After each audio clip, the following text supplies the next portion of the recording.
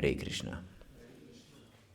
So today we continue our discussion on how to raise children in Krishna consciousness.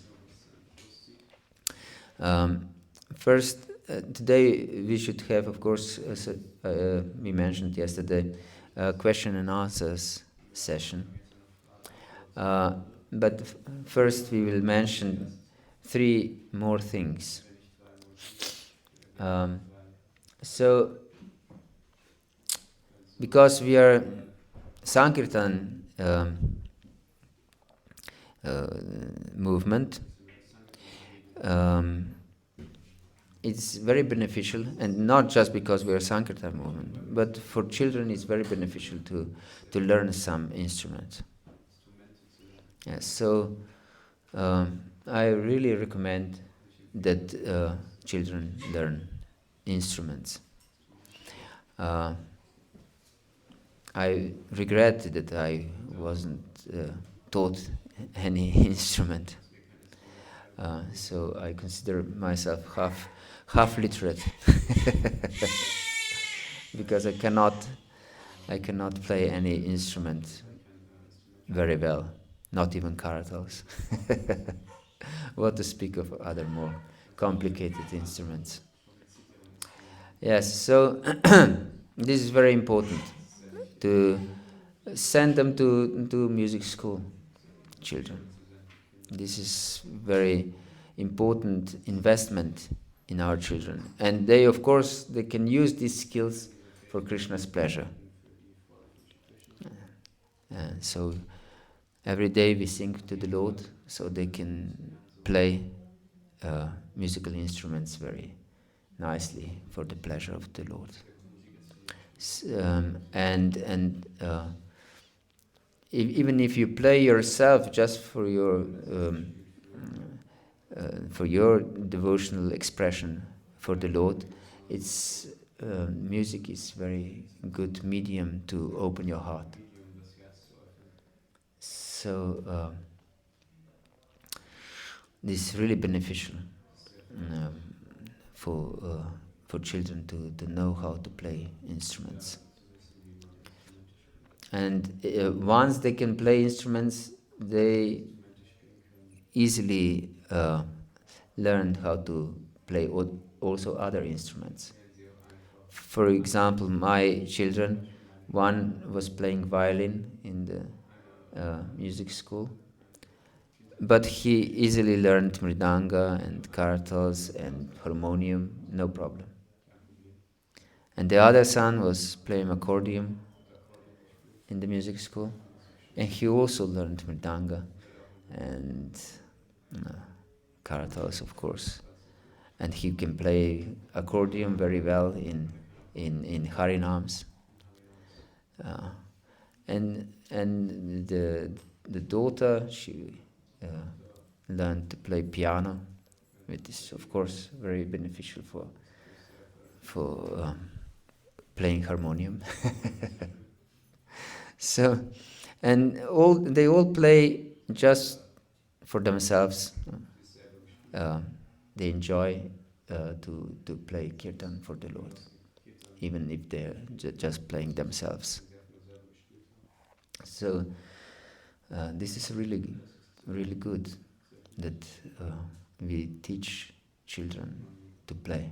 Of course, the best is to be sent to music school, and they will have systematic teaching of instruments. Other thing which is as important, if not more, than playing musical instruments is sport. Because a human being is created to move. If we see the example of our acharyas, and even Lord Chaitanya, they always moved. For example, Lord Chaitanya went to the whole tour of India, from south to north, from east to west, all by foot. All by foot. And That means thousands and thousands kilometers just walking. And not just him.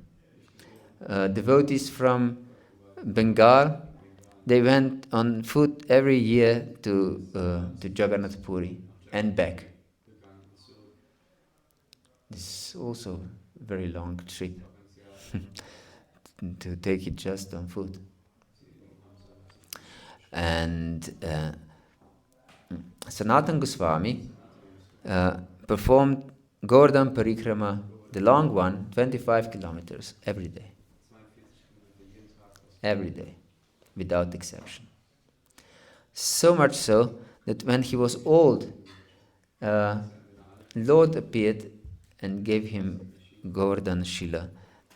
You don't need to perform this whole Govardhan Parikrama because it's too much, because you're too old. You can hardly go around every day. So if you go 3 times around Govardhan Shila, it's counted as Govardhan Parikrama. So, and Raghunath Das Goswami, he offered 2,000 full dandavats obeisances to the devotees every day. Just try. This is heavy exercise. And of course, he also walked. Everyone walked. This is our natural nature to walk and to move and to perform some work. Now the society is so crazy that we sit all day long. This is not natural. We are not created to be sitting all day long. And if the children are not moving, they become crazy. They're not clear-minded. Even if adults are not moving, they're not clear-minded. What to speak of children? Yes. I met a devotee who hardly breathes and he's in 40s. His breathing is completely shallow. He breathes like this. I thought that he's sick or something. But then I realized that this is his normal breathing. So we shouldn't be like this. We should move. We should move and we should teach our children to move. So it's very beneficial for them to practice some sport. Although our 3 children were homeschooled, they all trained some sport outside. They went to music school and they trained some sport. And we, of course, I'm a marathon runner, so they all run also, besides their sport. And we were going to mountains many times. So if we go somewhere, that shouldn't be some fun for children just to enjoy outside of Krishna consciousness. We mentioned this before, because they will consider fun outside of Krishna consciousness. But of course we can go to nature and they have to move in the nature. They have to put some effort. Then they will perceive this differently. Yes. That this is not just some sheer enjoyment, but you have to put some energy. You have to put some effort. Yes. To achieve something, to come to the top of the mountain, for example. Yes. So I recommend that children must be engaged in regular movement. And they should play instruments, musical instruments. Yes, and and this, of course, from the beginning of school, uh, they should perform those things. Maybe they can train sport a little bit later, at the age of 9 or something like this. But they should be active in before, when they're small children. We walked with children. We lived in the nature, and we walked with children every day, or regularly at least, for several kilometers, even when they were young, really small, 3 years, or even 2 years. We carried them in our uh, backpack, uh, especially made for children. Uh, and But certain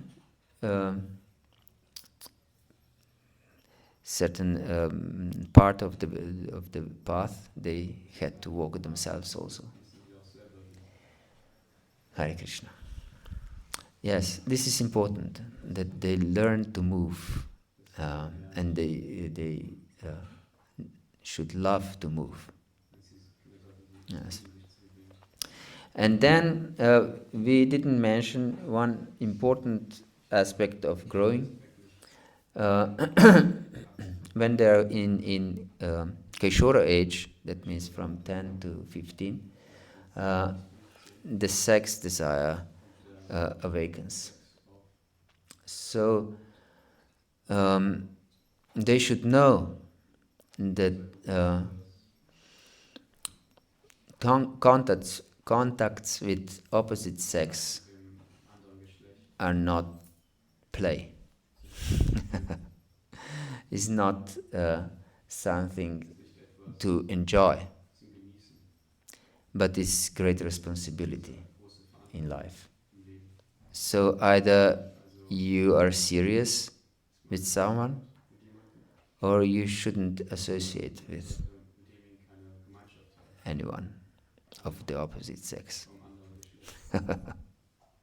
Yes, this is important, because free mingling is a modern invention and is detrimental for spiritual consciousness. Yes. Um, and I think that especially boys, they can understand this really nicely. And also girls, I think. So this is important to teach them, not to avoid this topic. They should know.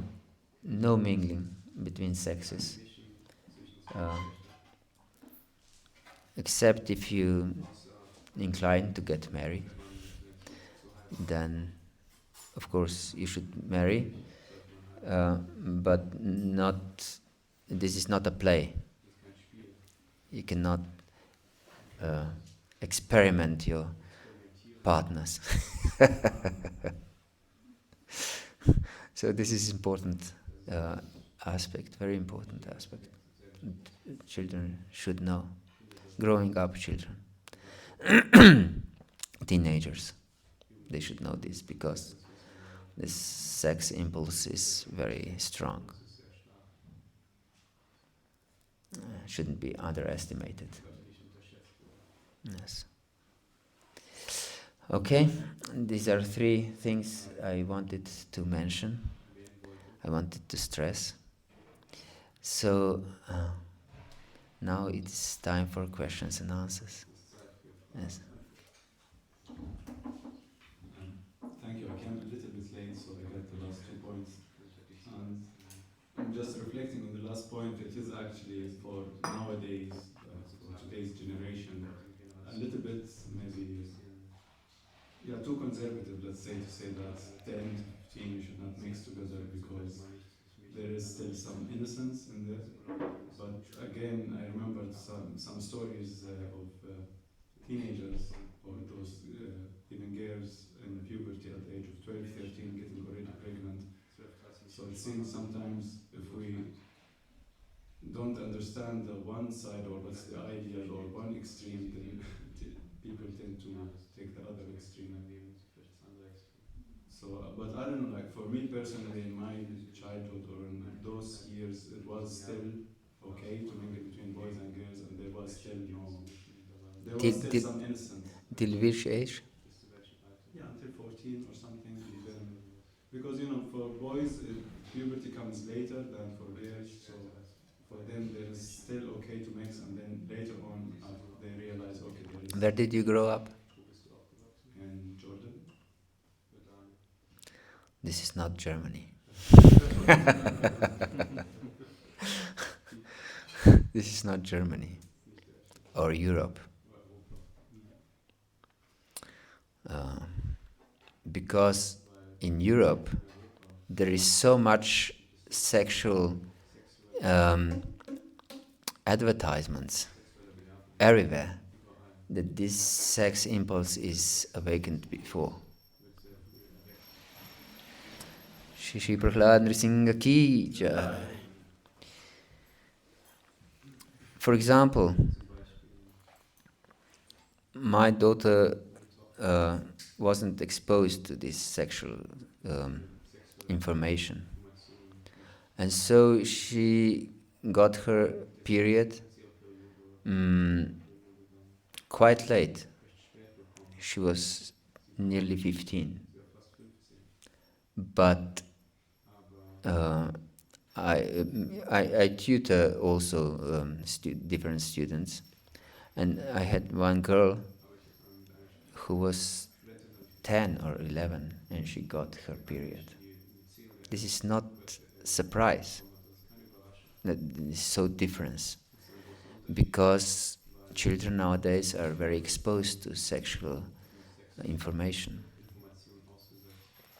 And so this desire awakens before, because all these sexual impressions are sent as the ultimate enjoyment, which it is in material world. So, and we always are stressing this point, we are pleasure-seeking living entities. We are always seeking bliss. We are always seeking pleasure. And even in Sanskrit, in Shastra, this sexual enjoyment is also called ananda. Yes. So, if we don't protect them from these impulses, they will definitely awaken desire for sexual experiences. Before they are, I don't know, 14 or 15. Definitely. Even if we protect them, they will still develop these desires. So we cannot stop these desires. Therefore, we should know how to deal them. And we should discuss this with children. Especially in this way, because children, of course, are shy to speak this with, especially with parents. So they should be taught to not that this relationship between girls and boys are not play. That either there is no mingling between sexes, or then if you really want to get married, then you should be very serious. Yes. When my eldest son, who is now married and living in London, he was 17 or something. I noticed that he is texting with a girl, and we went running together. uh, because it's best to be in some movement. It's not that we are sitting in some room.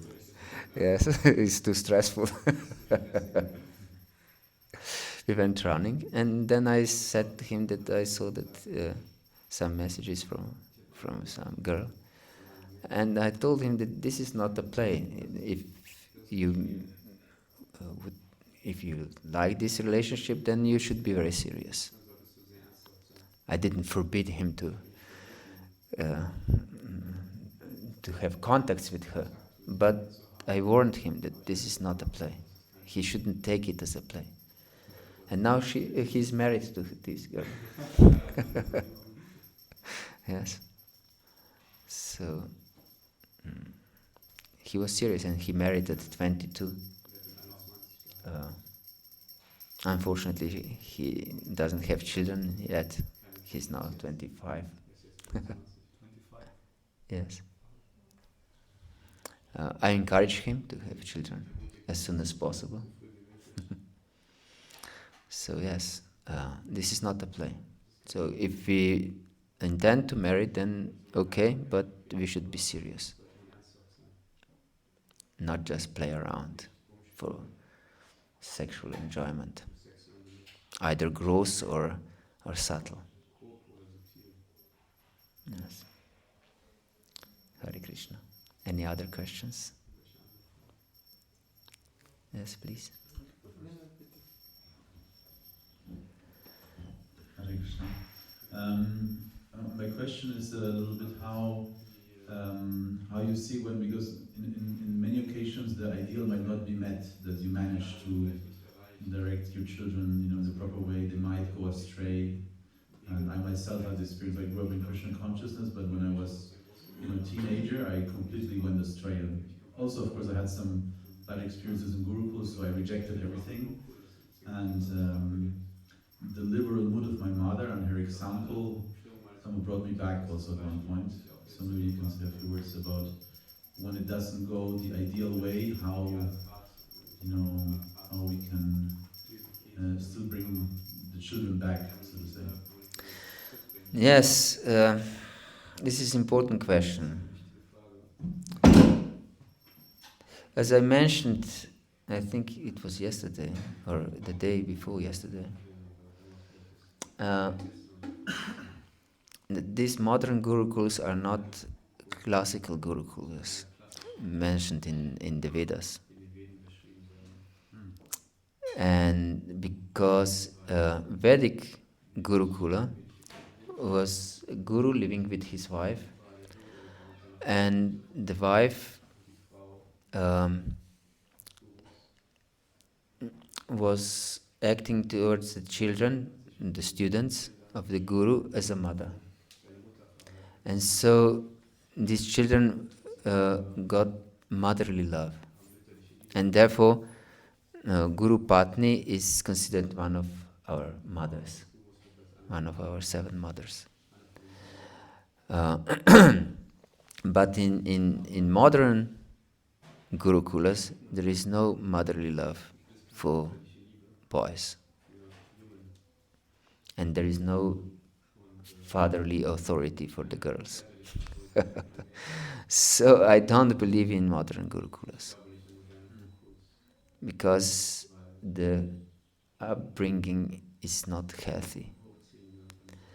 And therefore, because the boys don't feel this motherly love they need, of course, they are small boys.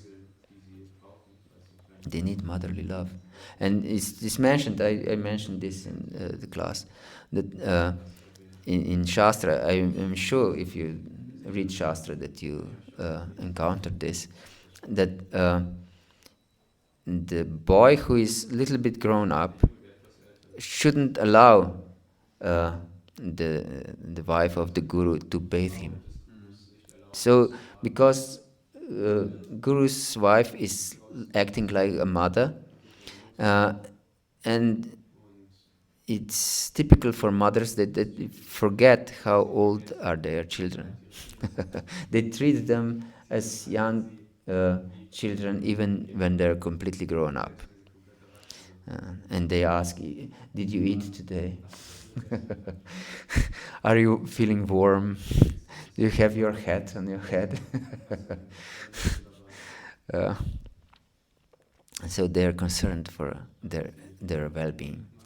And for example, from Shastra, also from Krishna's Leela, it is described that Yashoda always forgets how old Krishna is.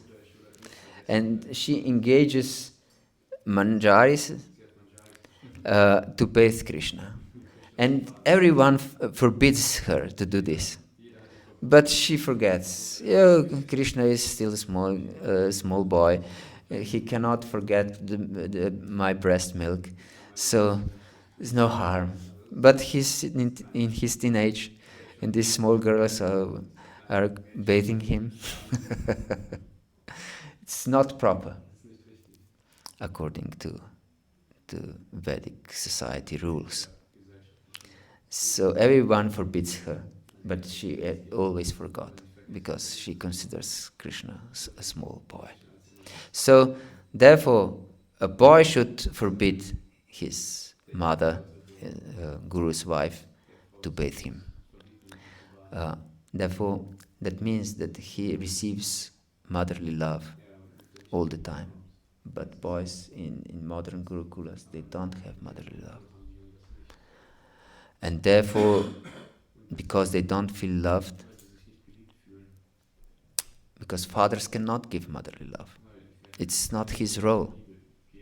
If he tries to give motherly love, he becomes too emotional, too sentimental, and he cannot play his role, which is also essential for the child, for the healthy growing of the child. So, in modern Gurukulas, they deprived of this stable environment. Yes, balanced environment. So, because the boys don't feel loved and girls don't have any fatherly authority, they go astray many times. You are not the same, the single case. But you had fortune that you had a loving mother to come back. Not everyone is as fortunate. So, if this is the case that a child goes away, somehow or other, even if mother is always at home, giving love to their children, and father has strong authority, if somehow or other the child, even in those situations, goes astray, then of course, as I mentioned yesterday, usually they go astray in their teenage, if they go. So I mentioned yesterday, they should understand that that they have full responsibility over their life. So I'm not mingling with your decisions, but you should know you are fully responsible for your life. So whatever will happen in your life, it's fully your responsibility. They should know this. They should know. And they should be given freedom at this time. They shouldn't be given freedom before. They should have strict discipline from 5 to 10 and established authority even before, from 0 to 5. You should have authority then. I'm stressing this because if you don't have authority from 0 to 5, you can never, ever establish discipline from 5 to 10. Because you cannot just introduce some authority from blue. So you have to have strong authority before, from 0 to 5. Of course, they can play and do what they want if it's not nonsense, but they should know this is right and this is not right. Because I could see many times that if small children, do some nonsense, the parents allow them to do nonsense, or if they're really too much annoying, then they don't tell them this is not good, but divert their attention to something else. And this is wrong because children are intelligent. So they can easily understand what is right and what is not. This is not some mystery to them. They're completely intelligent beings, but in modern upbringing, we consider them completely foolish. That they don't understand anything. So they divert attention to something else. So the child doesn't know that this is not good, but he has just some other entertainment. Understand my point? So we should have authority in from 0 to 5, and then we can enforce discipline from 5 to 10. And then when they're in teenage, we can give them more and more freedom. Not other way around. Because when children get crazy in their teenage, then the parents are awakened. Yes, there is something wrong. I should teach him discipline. No way. No way that will teach them discipline in teenage. Then they will more rebel.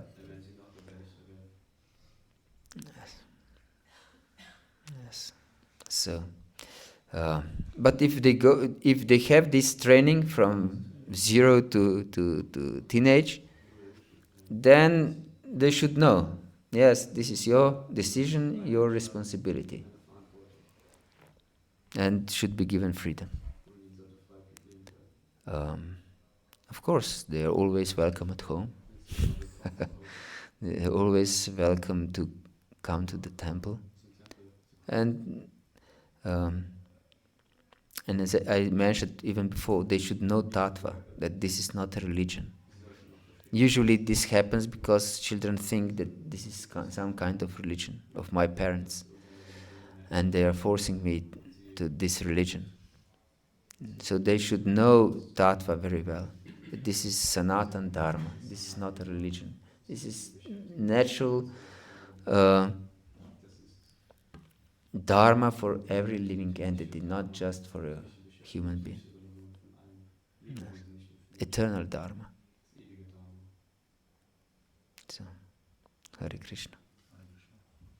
Yes. Was show because you mentioned tattva a few times now. Yes. And maybe like tattva also, but I remember also one of the things that never left me was like we strongly identified with the stories from the Mahabharata and Ramayana. So what is the combination, or like what is more relevant? Tattva, or what would be the main elements of tattva? The Virnoda's body, the position of Krishna.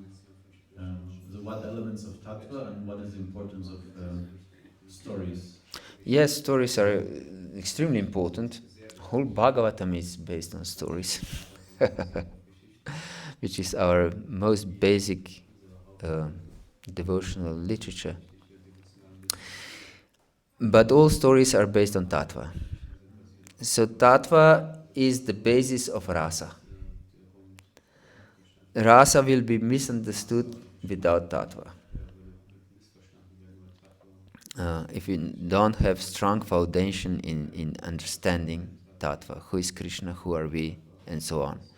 And if the stories are basing on tattva, on this proper understanding, they're perfect, because stories go most deep in our heart. Yes, it's very good. Children love to play Ramayana. Yes, my boys, they were always running with bows and arrows around, uh, playing Ramayana and Mahabharata. Um, but they also learned verses from Bhagavad-Gita. So they understood Bhagavad-Gita. They should understand what is pure devotional service and what is not pure devotional service. That we don't pray for good grades in school, that this is not pure devotional service. We don't pray for a new bicycle, the Lord. We don't pray for good health, because everything like this is not pure devotional service. And if you don't perform pure devotional service, even if you are not pure, then we'll never achieve the goal of pure devotional service. Because the sadhya, or the goal, is dependent on sadhana. So if the sadhana is not pure, then sadhya will also not be pure. Yes. Maybe we have impure heart, but we can follow the pure path. So this is really important, that they understand the difference between pure devotional service and impure devotional service, mixed devotional service, and material motives. They should really understand this, because it's all pervading, and not just among children, also among adult devotees. For example, I had some court case, and I was advised by some senior devotee to perform some yagya to win the court case.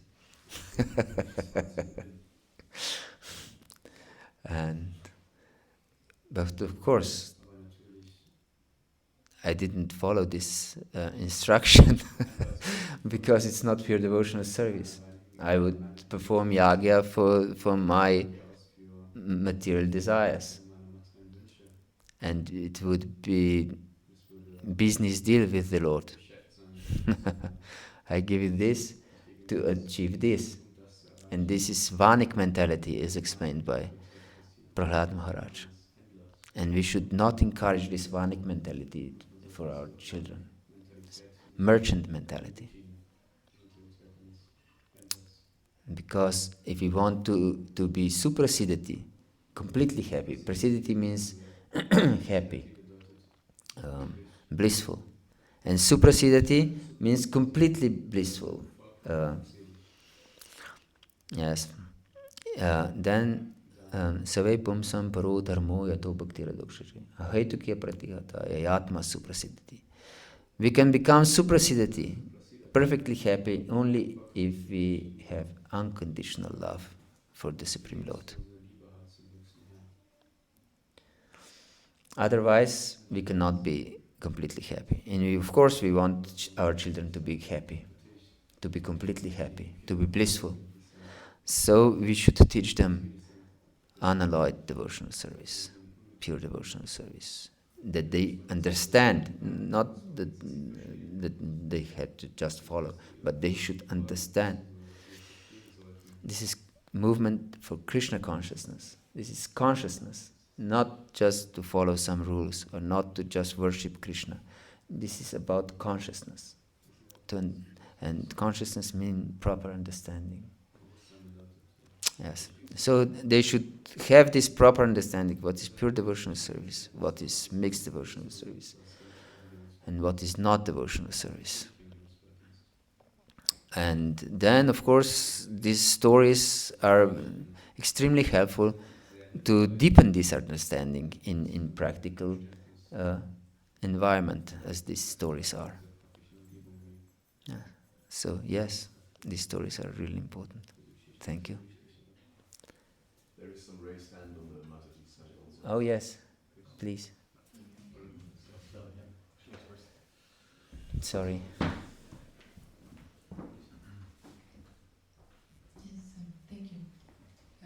First, I would love actually mentioning some point I know about the early period. You said it's, I don't know anything about what the early exposure of sexuality does, but I know the reason, or a big reason, is that for early period is we're exposed to so much unnatural chemistry, and this is like the structures of the molecules are similar to our hormones, so that's why that's actually a reason.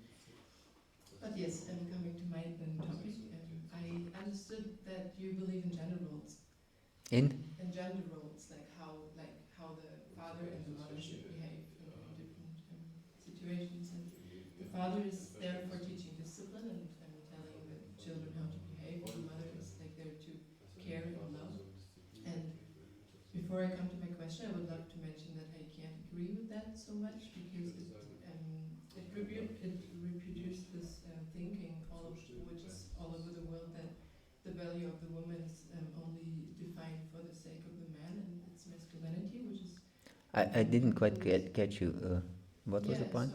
So this is a topic which we can discuss actually, which is not supposed to be here, I guess, because it's too big. But I don't see that when you even said the mother is to have the sake of the family is to have much more kids, and so actually the woman then only needs to stay at home and can't do anything actually else, which is actually reaching the world in a way what men do when they go to work and something. But my question is actually, or my thoughts, when the man, like, teaching discipline and how to behave to the children is even building the thinking and the structure of the society. What you teach is that the father, the man, the masculine side is supposed to do that. And there are actually two questions came up into my mind, because how I understood the Kali Yuga is something the Krishna consciousness is actually really struggling and challenging with. And there need to be a reason why we are in this mess, why this humanity is in this mess right now. And it has always been the case in the belief that men should teach discipline in this world, and we should listen to them. And so I thought, like, maybe there needs to be a smarter way of guiding children.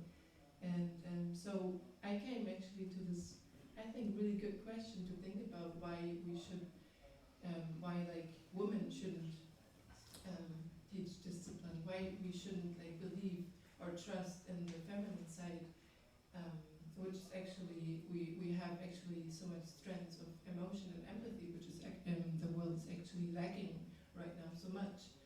And actually I believe even the men are having feminine parts which are just hidden and kept small, what you actually even supported yesterday.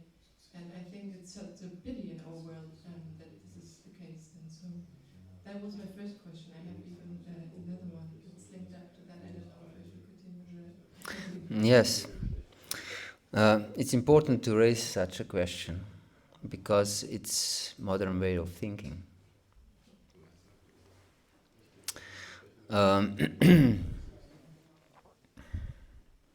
of course, Father also has a soft nature. He's not just iron rod or, or a stone. And women, of course, also have some authority over their children. They're not just soft butter. Um, this is of course natural, but we should know that father, if he gets over emotional, is scientifically proven that switch off their intelligence very quickly if they're over emotional. And this is of course not beneficial for anyone. And this outreach in the society for women, of course they are intelligent enough to outreach, but everyone will suffer. They will suffer because they have no really loving relationship. Because the outer world is fight. Because so much envy and hatred, and especially in Kali Yuga, it's even more envy and hypocrisy. And if anyone wants to succeed in outer world, it's not just women, also for men, he has to fight. He has to fight against others and compete with others. And this is extremely masculine approach to life. And I read the different analyses that women are, even those who work outside, they want to work much less than they have to. Because their nature is to be with their family. But men are not so as disturbed with long work as women are, usually. Of course, this doesn't apply for every single woman.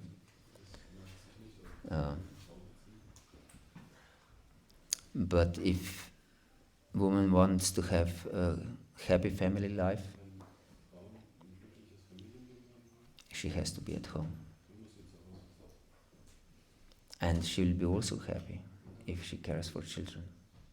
Because relationship with children and happy husband is most satisfying for a lady. But if the children are left to some crazy society to bring up, how can a woman be happy? Because her children are exposed to crazy environment, more and more crazy environment. And I mentioned this in these classes, that modern society, who is teaching boys and girls together, and because of this, the boys are more and more feminine, and the girls are more and more masculine. And they want to, and their acquired nature is to go out and have a career. This is acquired nature. But we can see that the biological nature is not like this.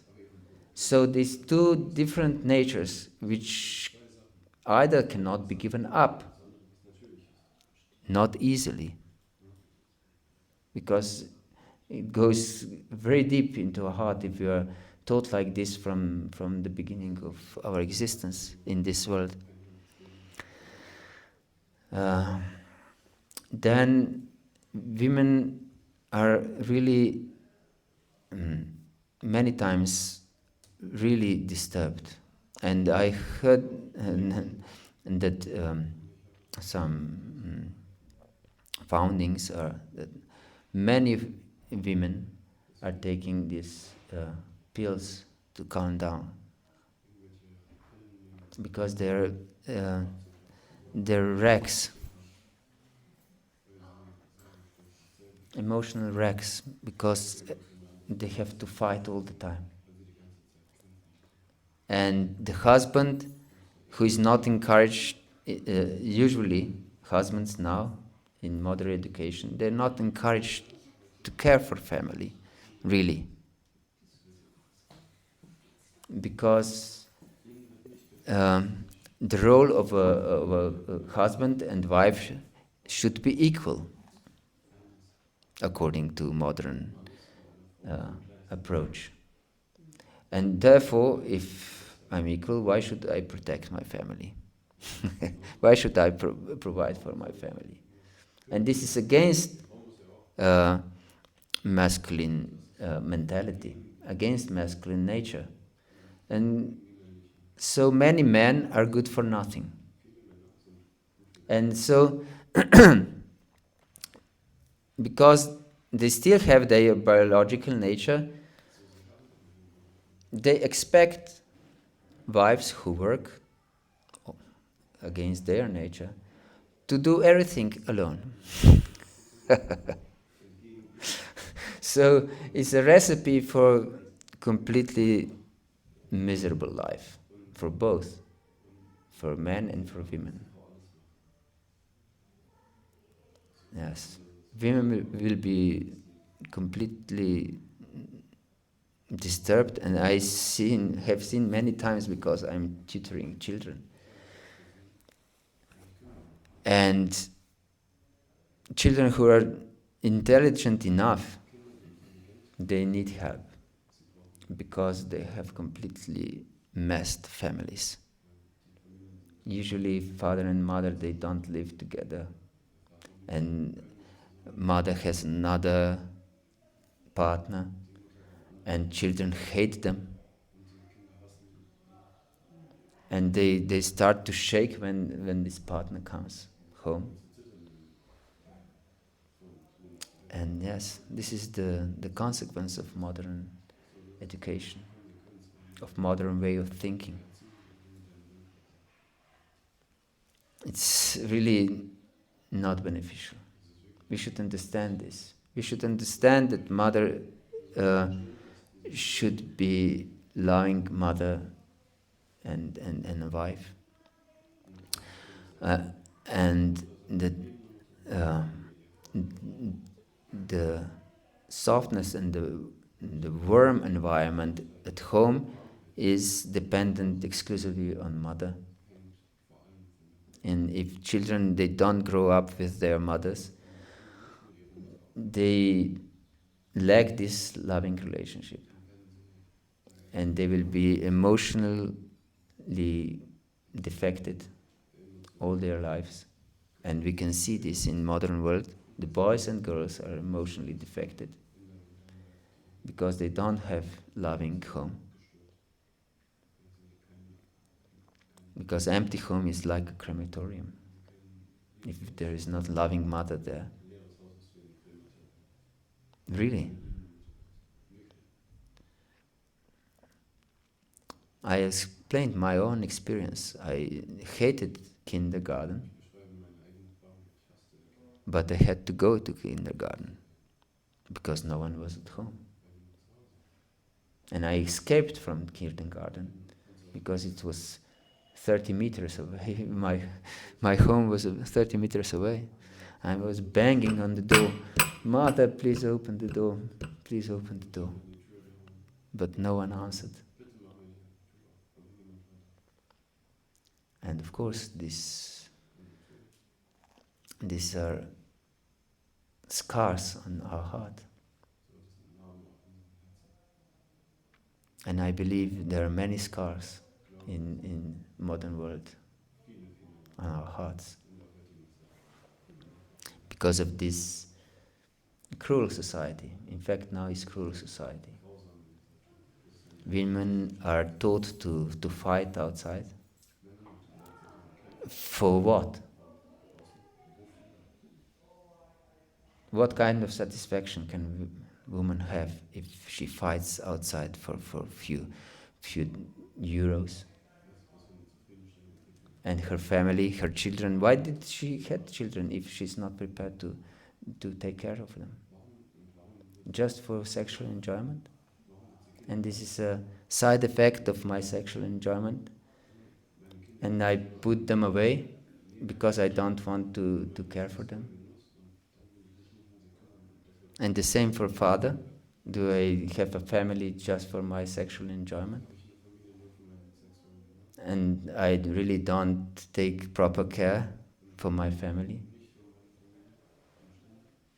And children are put away to the kindergarten and schools, and when it so happens by accident that we are together, we put them in front of the TV or in front of some electronic gadget to have peace from our children.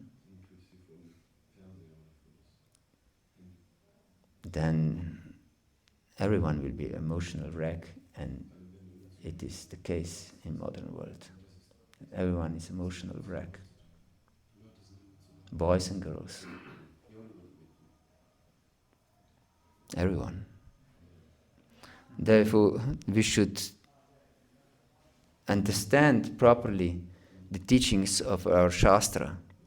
Why this is important to have male roles and female roles for the healthy society, happy society, satisfied individuals. And big family, of course, is beneficial for this. If you're alone, you're very vulnerable. You're easily manipulated. Easily. You're always afraid if you're alone. Alone against the whole world, which is not nice. Yes. The world is not nice. You have to fight everywhere. Yes. I went through schools and I went through kindergartens. I worked outside, so I have experience. This is not just bookish knowledge. It's based on my experience. I have 3 children.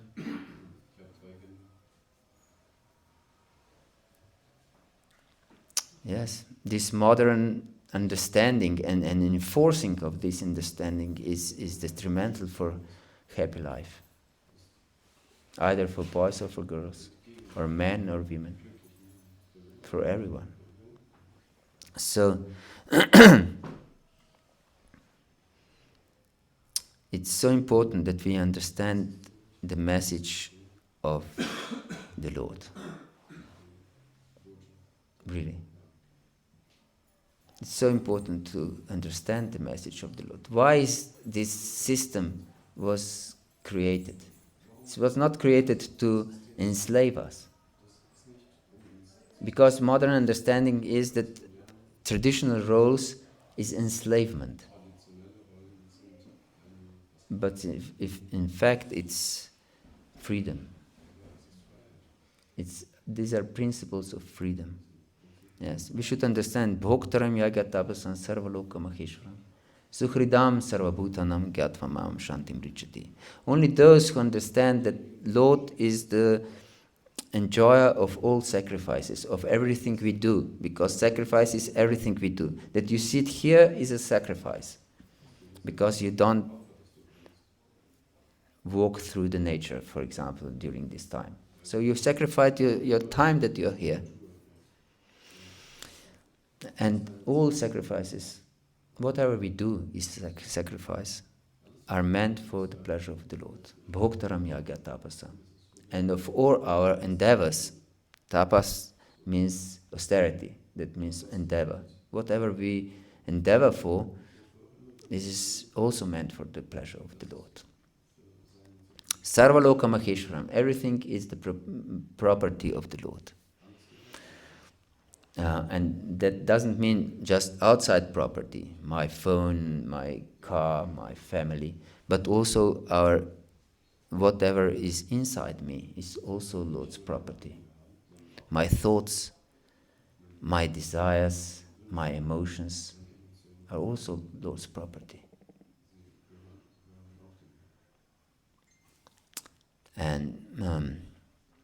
But we should understand that the Lord is not some, you say, Ivan Grozny. That means Ivan the Terrible. that he wants to see how we suffer. No, he's Suhridam Sarvabhutanam. He's the well-wisher of every living entity. So his system is just for us to be happy. Just for this purpose. To make us happy. Yes. Therefore, the Vedic premise is Sarve Sukhino Bhavantu. Let all living entities be happy. And therefore we should understand deeply why there is something recommended in the scriptures and why it's not. Not just blindly. Blind following is against the Vedic principles. Atato Brahma Jigyasa. Now it's time for inquiring about the absolute truth. Jivasya Tattva Jigyasa. We live only for inquiring about Tattva, about the absolute truth. Yes.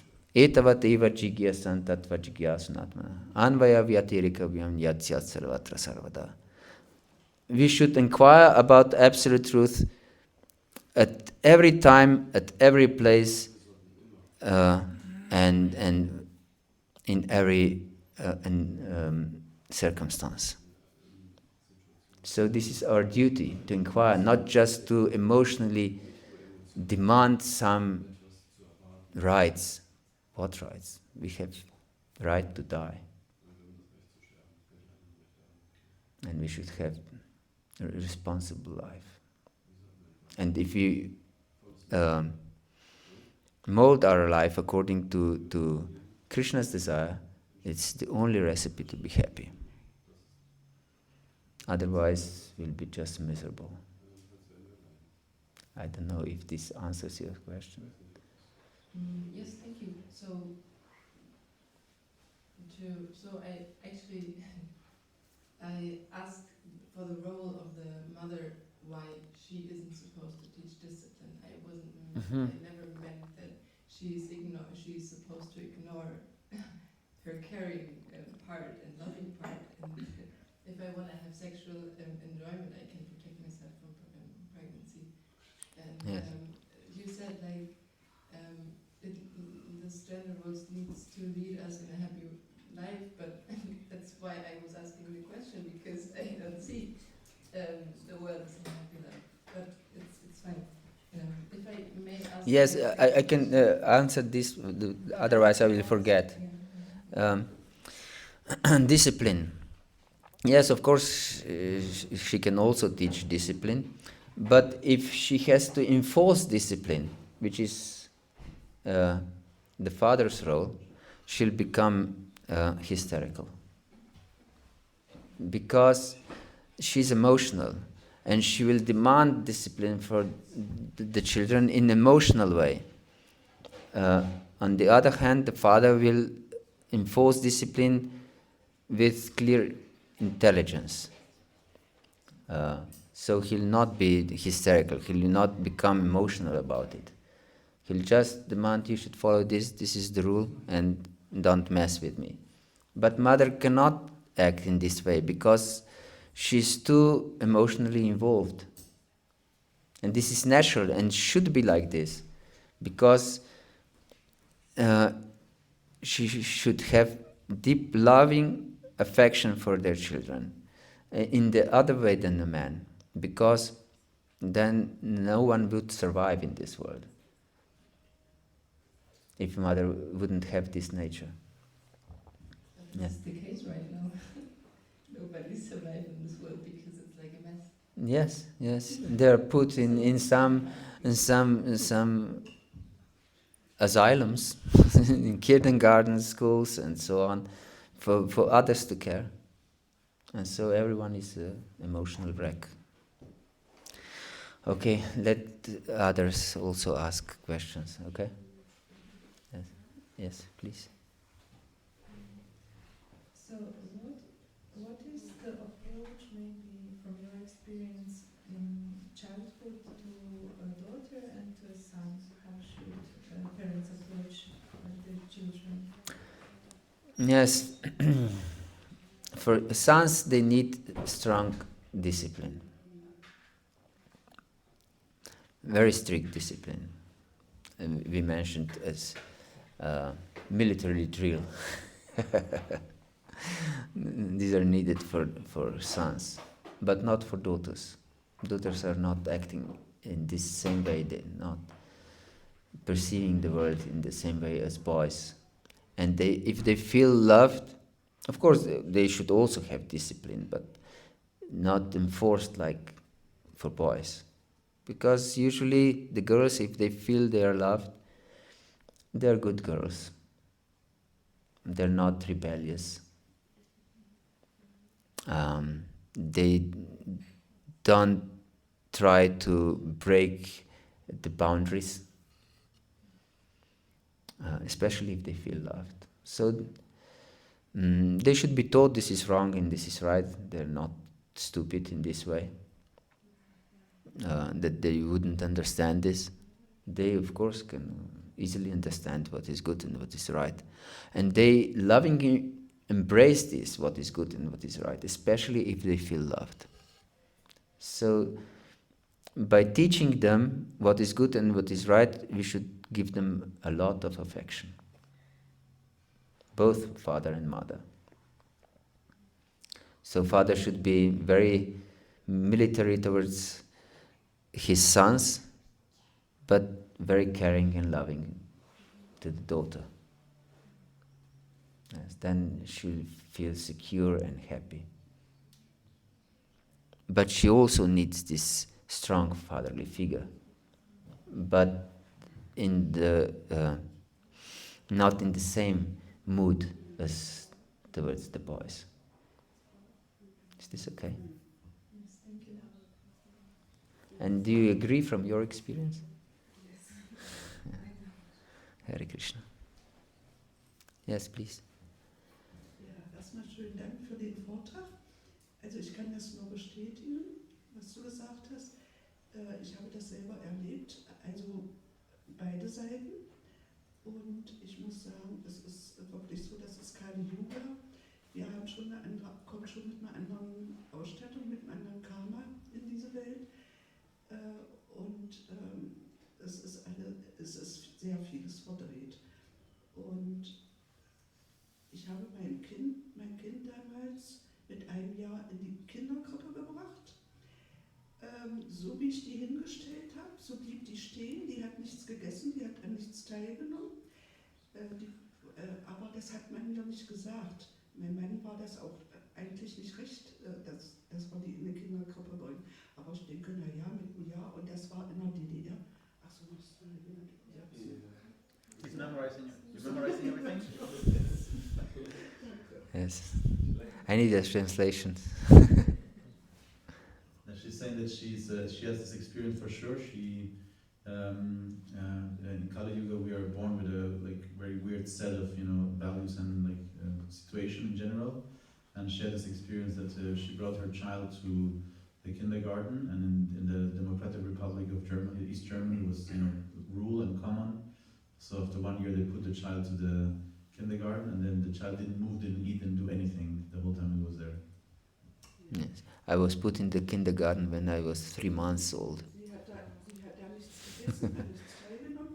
Kindergarten nachher mit 3 Jahren, da konnte sie das ja selber verstehen, konnte sich selber mitteilen. Aber trotzdem ist das, eigentlich ist das nicht gut. Man ist den ganzen Tag als Frau zur Arbeit und kommt dann nach Hause und es ist alles verdreht. Aber man wusste nicht, es fehlt immer was. Wenn man ohne Krishna geht, dann fehlt immer was. Man merkt, dass irgendwas nicht stimmt. Und wenn man das nachher weiß, dann denkt man, aha, das hast du alles verkehrt gemacht. Ja,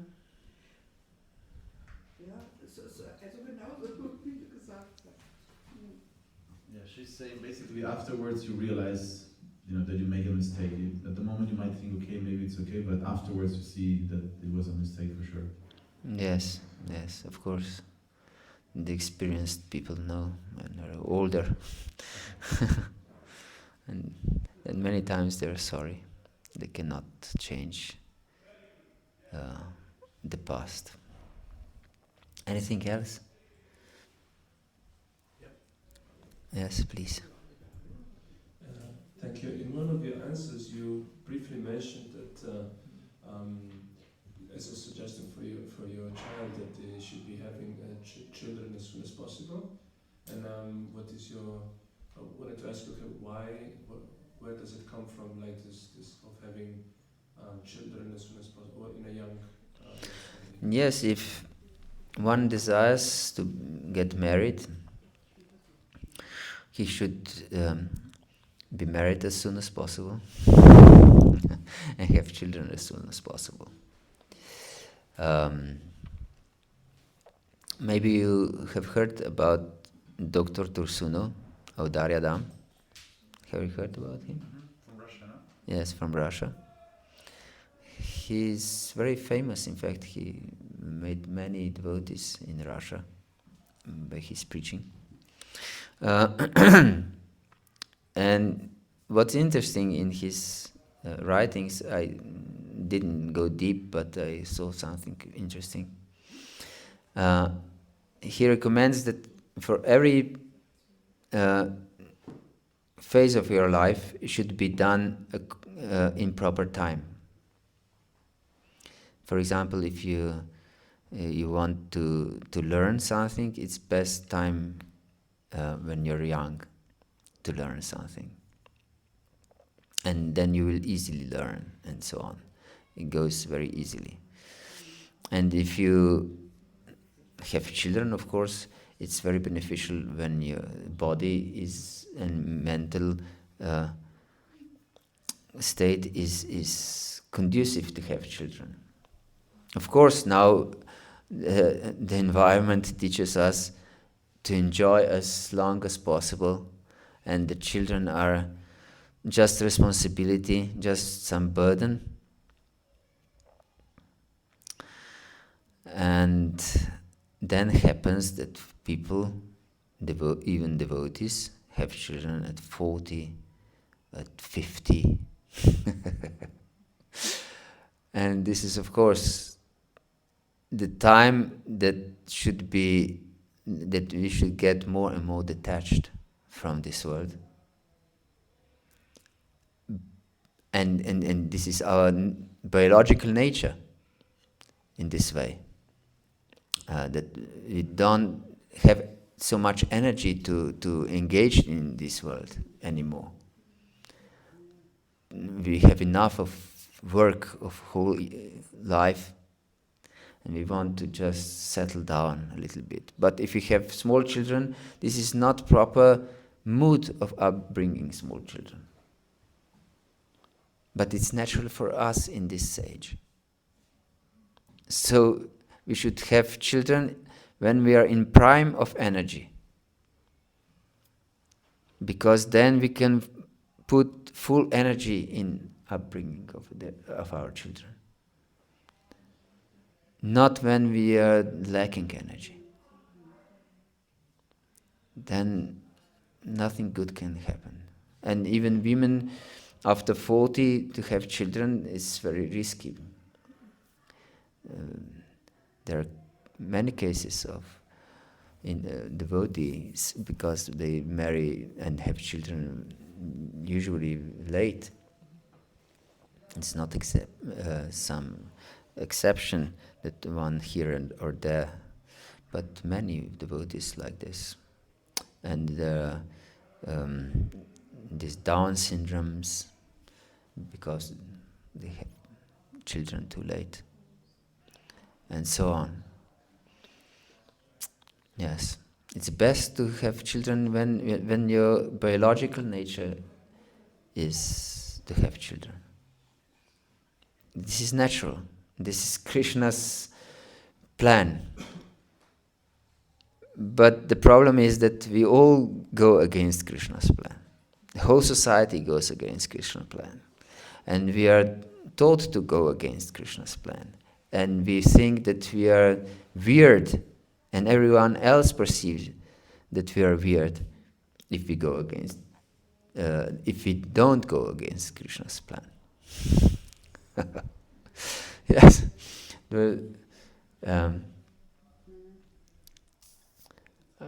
When I married, one friend of mine, who's my friend before Krishna consciousness, asked me, "But why did you get married? Are you crazy?" So, I don't know what's wrong with you to get married. So you'll miss so much enjoyment if you get married. But this enjoyment is just the way to get miserable. Yehi sansparcha bhoga dukkha yona yevati adyantavantah kontanati shravati buddha. Those who are intelligent, they're not after the enjoyments of this world, because they have its beginning and their end. Their beginning and their end. And if we enjoy something, we don't want this enjoyment to end. No one is so foolish that he wants something that makes him happy to end. But instead we get attached to this, what makes us happy. And because it ends by its nature, then we suffer, because we lose it. Yes. So the best is to follow biological nature, because it's Krishna's given. That means that we have children relatively young, in our beginning of 20s. It's the best time for having children. And then we are grown when we are in 40s, and in our 40s, our children are grown up. And they have their children. And so we can easily then devote ourselves more to spiritual life, and to renounce, to get more and more renounced. Otherwise, how can we renounce if we have children when we are 50? We cannot renounce. We have to take care. We cannot renounce this responsibility. And then they can be dependent on themselves when we are 70. And 70, then not much life is left. How will get renounced? And then if we didn't practice this devotional service really deeply, because when there are small children, of course, as I explained, we should have strict sadhana ourselves and so on. But if we have children at 15, that means that we are not really strict to ourselves. It's more difficult than to become strict just like this. Yes. And then we'll be more and more afraid, rather to get more and more detached when we are 70. So, better to do everything when the time is ripe. Yes. Then we can be relatively happy in this world. Yes. If we are Krishna conscious, otherwise we'll suffer in every case. Hare Krishna. It's okay? Okay, thank you very much for your attention. Srila Prabhupada ki jai, Gaura Bhakta Vrinda ki jai, Nitai Gaur Pramanandi, Hari Bol.